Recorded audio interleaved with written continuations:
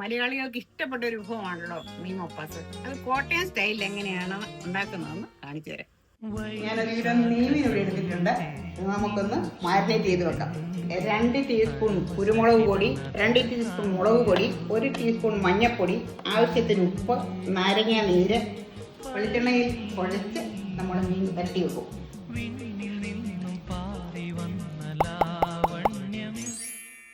നമ്മൾ നെയ്മീൻ മാരിനേറ്റ് ചെയ്തിട്ട് 20 മിനിറ്റായി. ഇനി നമുക്ക് അതൊന്ന് ഷാലോ ഫ്രൈ ചെയ്തെടുക്കാം.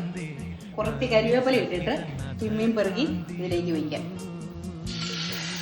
നമ്മൾ മീൻ ഷാലോ ഫ്രൈ ചെയ്ത് മാറ്റി വെച്ചു. കുറച്ച് ഉലുവ ഇട്ട് പൊട്ടിക്കണം. ആദ്യം ഉലുവ പൊട്ടി കഴിയുമ്പോൾ നമുക്ക് കുറച്ച് വെളുത്തുള്ളി, ഇഞ്ചി, ചെറിയ ഉള്ളി അരിഞ്ഞത്, പച്ചമുളക്, സവോള ചെറുതായിട്ട് ഉള്ളിയെല്ലാം വഴന്ന് വന്നിട്ടുണ്ട്. നമുക്ക് ഈ കുറച്ച് തക്കാളിയും കൂടെ ഇതിലേക്ക് ചേർത്ത് വഴറ്റാം. ഇനി നമുക്ക് ഇതിന് വേണ്ട പൊടികളൊക്കെ ചേർക്കാം. കുറച്ച് മഞ്ഞൾപ്പൊടി, മല്ലിപ്പൊടി, മുളക് പൊടി കുറച്ച്, കുരുമുളക് പൊടി, തേങ്ങയുടെ 2 പാൽ ഒഴിക്കാം. ഇത് നമുക്ക് ഈ മീനിലേക്ക് ഒഴിക്കാം. കുറച്ച് വലിയ പാത്രം ആയതുകൊണ്ട് നമുക്ക് ഒഴിക്കാം.